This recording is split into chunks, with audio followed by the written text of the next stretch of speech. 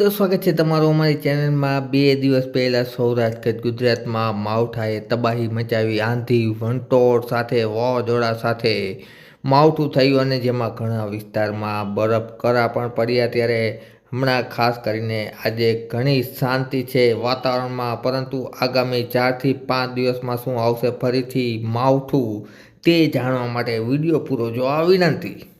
તારીખ 21 માર્ચ અને સાંજના તાજા હવામાન સમાચાર જોઈએ તો સૌરાષ્ટ્રમાં અને કચ્છમાં છે એ કસરૂપી વાદળો છે જોવા મળી રહ્યા છે, પરંતુ કચ્છમાં છે એ ખાસ કરીને બોર્ડર વિસ્તાર આસપાસ છે આજે એક થંડરસ્ટોર્મ થયું હતું, પરંતુ સીમિત વિસ્તારમાં છાંટાછૂટી થયા હતા। ત્યારબાદ આપણે આગળની વાત કરીશું તો આગળના સમયમાં ખાસ કરીને રવિવારે સવારે વહેલી સવારે છે એ ઘણા વિસ્તારોમાં છે એ અમુક વિસ્તારોમાં ઝાકળ આવવાની શક્યતા રહેલી છે, જેમાં ખાસ કરીને કચ્છ બોર્ડર આસપાસના વિસ્તારોમાં। ત્યારબાદ આપણે આગળની વાત કરીએ તો આગળ છે એ 10 થી 12 વાગ્યાના સમયમાં ફરીથી વાદળો છે જોવા મળશે સૌરાષ્ટ્ર ગુજરાતના વાતાવરણમાં, જેમાં ઉત્તર ગુજરાતમાં સાથે સાથે કચ્છમાં છે એ વાદળો છે જોવા મળશે। કચ્છ બોર્ડર આસપાસ છે હજુ પણ માવઠું જોવા મળશે, જોકે અન્ય કોઈ વિસ્તારમાં માવઠું થવાની શક્યતા રહેલી નથી। ત્યારબાદ આપણે સાંજની વાત કરીએ તો સાંજના સમયે પણ વાદળનો પ્રવાહ છે સતત ચાલતો રહેશે, એટલે તમે જોઈ શકો છો કસરૂપી વાદળો અને ચીતરીવાળા વાદળો છે એ ખાસ કરીને સૌરાષ્ટ્ર ગુજરાતના વાતાવરણમાં છે એ જોવા મળશે 22 તારીખના રોજ પણ। ત્યારબાદ આપણે 23 તારીખની મહત્ત્વની વાત કરીએ તો 23 તારીખના રોજ ફરીથી છે એ થોડા ઘાટા વાદળો છે એ જોવા મળશે વહેલી સવારના સમયે, આ ઉપરાંત 9 થી 10 વાગ્યાની આજુબાજુ પણ, પરંતુ કોઈ માવઠું થવાની શક્યતા રહેલી નથી મિત્રો।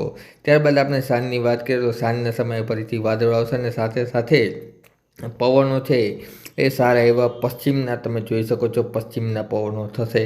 ત્યારબાદ આપણે આગળ વધીએ અને 24 તારીખની વાત કરીએ તો 24 તારીખે વહેલી સવારે એટલે કે મંગળવારના રોજ ઘણા વિસ્તારોમાં ગાઢ ઝાકળ આવશે મિત્રો। નોંધ લેવી ખાસ કરીને જામનગર, દ્વારકા તેમજ પોરબંદર, આ ઉપરાંત રાજકોટ અને જૂનાગઢ તેમજ મોરબી જિલ્લામાં સારી એવી ઝાકળ છે વહેલી સવારના આવશે।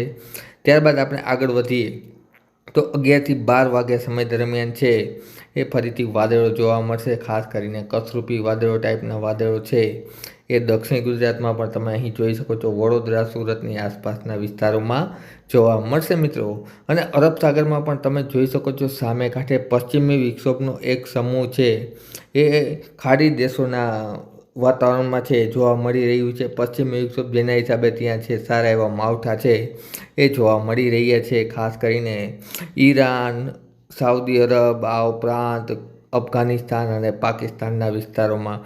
પરંતુ સૌરાષ્ટ્રને છે સૌરાષ્ટ્ર ગુજરાતની તારીખે 24 સુધી રાહત મળશે। ત્યારબાદ આપણે આગળની વાત કરીએ તારીખે 25ની તો 25 તારીખના રોજ ફરીથી વાદળછાયું વાતાવરણ સારું એવું સૌરાષ્ટ્ર ગુજરાતમાં જોવા મળશે અને અરબ સાગરમાં સામે કાંઠે સારો એવો માવઠાનો વરસાદ પણ જોવા મળશે। જોકે સૌરાષ્ટ્ર ગુજરાતમાં 24 તારીખ અને 25 તારીખના રોજ ફક્ત સીમિત વિસ્તારમાં છાંટાછૂટી થવાની શક્યતા રહેલી છે, એ સિવાય કોઈ મોટું માવઠું છે એ તારીખ 25ના રોજ જોવા નહીં મળે। 25 તારીખના રોજ ફક્ત સીમિત વિસ્તારમાં જો અને તોની સ્થિતિએ ફક્ત સીમિત વિસ્તારમાં છાંટાછૂટી થશે મિત્રો। ત્યારબાદ આપણે આગળ વધીએ તો 26 તારીખના રોજ ફરીથી એક પશ્ચિમી વિક્ષોભ છે એનો સમૂહ છે એ ધીરે ધીરે તમે જોઈ શકો છો બેલ્ટ આખો છે અરબ સાગર સુધી લંબાયેલો વાદળનો સમૂહ એ ધીરે ધીરે છે એ પૂર્વ તરફ આગળ વધશે અને ગુજરાત તરફ આવશે। તો આગળના દિવસોમાં તારીખ 27 અને 28 તારીખના રોજ છે એ ફરીથી માવઠા અંગેના છે એ એમ કહી શકાય કે માવઠું થવાની શક્યતા રહેલી છે, પરંતુ કેટલા વિસ્તારમાં થશે અને કયા વિસ્તારમાં થશે જોઈ શકો છો તમે। 29 તારીખના રોજ વાતાવરણમાં ફરીથી પલટો આવે છે અને વાદળો છે એ સારા એવા ઘાટા જોવા મળે છે, અમુક વિસ્તારમાં છે એ માવઠું થવાની શક્યતા રહેલી છે, પરંતુ જો અને તોની શક્યતા ગણાવી શકાય। હજુ પણ આમાં ફેરફાર થતા રહેશે મિત્રો। 27 તારીખથી લઈ અને 30 માર્ચ દરમિયાન માવઠું થશે કે નહીં તે બાબતે અમે આગળના દિવસોમાં એટલે કે આવતીકાલે તમારી સમક્ષ વિડીયો દ્વારા માહિતી રજૂ કરતા રહેશું। બાકી 25 થી 26 માર્ચ સુધી વાતાવરણ છે એકંદરે ચોખ્ખું રહેશે મિત્રો। વિડીયો જોવા બદલ ખૂબ ખૂબ આભાર।